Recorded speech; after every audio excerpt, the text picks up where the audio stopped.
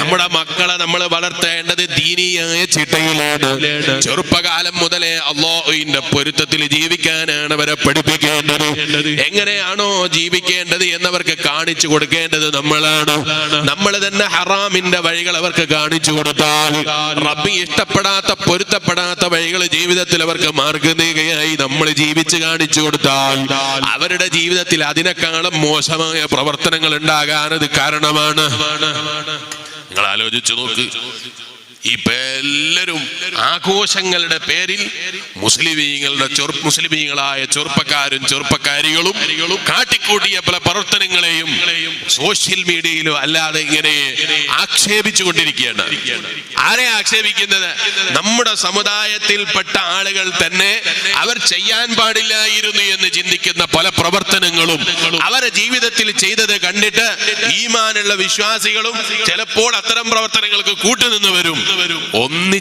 ഒന്നടങ്കം ഇന്ന് ആക്ഷേപിച്ചുകൊണ്ടിരിക്കുകയാണ്. ഒരിക്കലും ശരിയായില്ല എന്ന് പറയണ.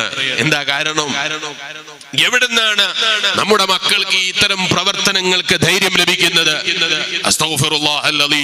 മറ്റ് മതക്കാരുടെ ആചാരങ്ങൾ ജീവിതത്തിലേക്ക് കൊണ്ടുവരുന്നതിന് മടിയില്ലാത്തവരായി നമ്മുടെ പുതിയ ന്യൂ ജനറേഷൻ മാറിക്കൊണ്ടിരിക്കുകയാണ്. മറ്റ് മതക്കാരുടെ ആചാരങ്ങൾ അവർ ജീവിതത്തിൽ കോപ്പിയടിക്കുകയാണ്. ഇത് പറയുമ്പോ ചിലപ്പോ ചില ആളുകൾക്ക് തോന്നും വർഗീയതയല്ലേ മുസ്ലിയാരെ? അതൊരിക്കലും വർഗീയതയല്ല. ഒരു മതത്തിന്റെ നിയമമനുസരിച്ച് ജീവിക്കാൻ വേണ്ടി പറയുന്നതോ അല്ലെങ്കിൽ ആ മതത്തിന്റെ നിയമങ്ങൾ ജീവിതത്തിൽ കൊണ്ടുവരാൻ വേണ്ടി കൽപ്പിക്കുന്നതോ അതിനുവേണ്ടി പ്രോത്സാഹനം നൽകുന്നതോ വർഗീയതയാണെന്ന് തെറ്റിദ്ധരിക്കരുത്. വർഗീയത എന്ന് പറഞ്ഞാൽ ഒരു മതത്തിന്റെ ആചാരങ്ങളെ കുറ്റപ്പെടുത്തുകയോ അല്ലെങ്കിൽ അതിന്റെ പേരിൽ നമ്മൾ തർക്കിക്കാൻ പോവുകയോ ചെയ്യുന്നതല്ല ഞാൻ ഈ പറയുന്നത്. മറിച്ച് നിങ്ങൾ ആലോചിച്ചു നോക്ക്. ഇപ്പൊ ചില ചെറുപ്പക്കാർക്ക് നിങ്ങൾ ആലോചിച്ചു നോക്ക്, പരിശുദ്ധമായ റബീഉൽ അവ്വലാണ് കടന്നു വരുന്നത്. അല്ലാഹു നമുക്ക് സ്വീകരിക്കാനുള്ള തൗഫീഖ് നൽകി അനുഗ്രഹിക്കുമാറാകട്ടെ. ഒരുപാട് ഹബീബായ അഷ്റഫുൽ ഖൽഖ് മുഹമ്മദുർ റസൂലുള്ളാഹി സ്വല്ലല്ലാഹു അലൈഹി വസല്ലം തങ്ങളെ സ്നേഹിച്ച് അവിടുത്തെ പേരിൽ മദ്ഹ് ചൊല്ലാനും അവിടുത്തെ ആദരിച്ച് റബീഉൽ അവ്വലിനെ യാത്രയാക്കാനും ഒരുപാട് റബീഉൽ അവ്വലുകൾ അങ്ങനെ സ്വീകരിക്കാനും നമുക്കെല്ലാവർക്കും റബ്ബ് തൗഫീഖ് നൽകി അനുഗ്രഹിക്കുമാറാകട്ടെ. ആ റബീഉൽ അവ്വൽ കടന്നു വരുമ്പോ ആ റബീഉൽ അവ്വലിൽ എന്റെ വീട്ടിൽ ഒരു മൗലിദ് ഉണ്ടാകണം, അത് നാട്ടിലെ പള്ളിയിലെ ഉസ്താദുമാരെങ്കിലും വിളിച്ചിട്ട് ഒരു മൗലിദ് കഴിക്കണം എന്ന് ചിന്തിക്കാൻ ചിലപ്പോൾ പലർക്കും സാധിക്കുന്നില്ല. അതേ സ്ഥാനത്ത് മകന്റെ ബർത്ത്ഡേ വന്നാൽ ആ ബർത്ത്ഡേയുടെ ദിവസം ഒരു കേക്ക് നടുവിൽ വെച്ച് എല്ലാവരെയും ഒരുമിച്ച് കൂട്ടിയിട്ട് ഹാപ്പി ബർത്ത്ഡേ പാടാൻ നമ്മുടെ സമുദായത്തിൽ ചില മുസ്ലിമീങ്ങൾക്കും വലിയ ആവേശമാണ്, ചില മുസ്ലിമീങ്ങൾക്ക് അതിൽ വലിയ സന്തോഷമാണ്, അതിൽ വലിയ ആർഭാടമാണ്. അതിന് ചിലപ്പോ ചില ആളുകൾ പറഞ്ഞു കൊടുക്കും, അന്ന് മൗലിദ് ഓതിയാൽ മകന്റെ ബർത്ത്ഡേന്റെ പേരിൽ ഒരു മൗലിദ് കഴിച്ചാൽ എന്താ എന്ന് പറഞ്ഞ് മൗലിദ് ഓദിക്കാനും ചില ആളുകൾ ഉണ്ടാകും. അതേ സ്ഥാനത്ത് അഷ്റഫുൽ ഖൽഖ് മുഹമ്മദുർ റസൂലുള്ളാഹി സ്വല്ലല്ലാഹു അലൈഹി വസല്ലം തങ്ങൾ ജനിച്ച പരിശുദ്ധമായ റബീഉൽ അവ്വലിൽ ഒരു മൗലിദ് ഓതാനുള്ള സന്മനസ് പലപ്പോഴും കണ്ടില്ല.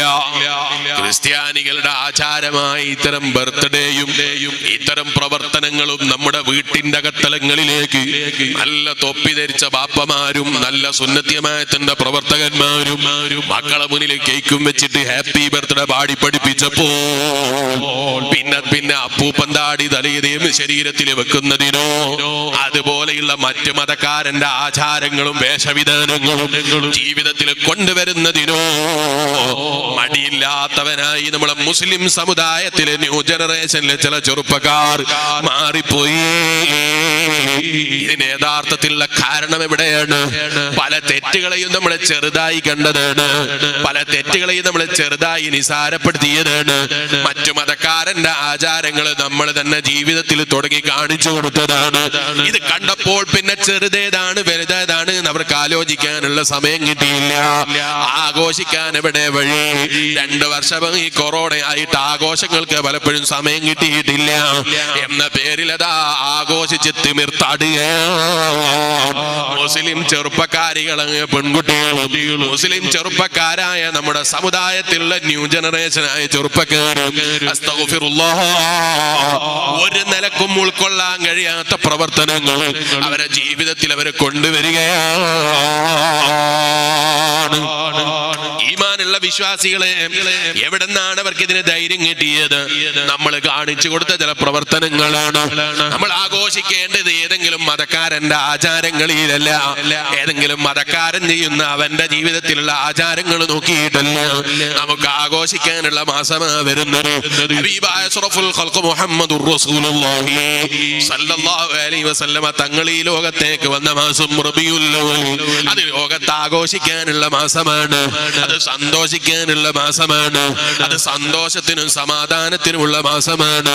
അത് ഖുർആൻ പ്രത്യേകം എടുത്തു പറഞ്ഞതാണ്.